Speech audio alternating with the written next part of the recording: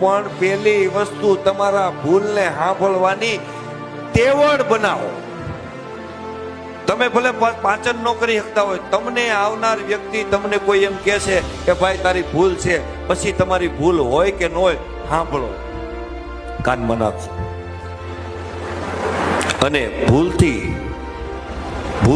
પણ આવનારો વ્યક્તિ, ભૂલ જણાવનારો વ્યક્તિ છે એનું અપમાન ન કરતા. કારણ કે તમારી જિંદગીનું તમારે ધ્યાન રાખવાનું હોય છે. એના બદલે એના જિંદગીનો સમય ફાળવીને તમને કહેવા આવે છે કે તું આ વળાક વળી જા, નહીતર તારી જિંદગી બરબાદ થઈ જાય. એની આપણે વર્તન કેવું કરીશું?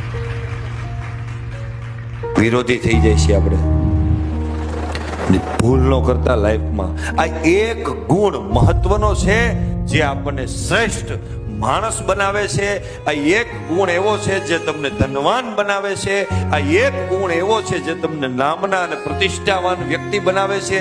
કોઈ ફિલોસોફી કરવાની જરૂર નથી, કોઈ રૂપિયા કમાવાની સ્ટ્રક્ચર બનાવવાની જરૂર નથી. ખાલી ને ખાલી તમારી ઈચ્છા શક્તિ મજબૂત બનાવો.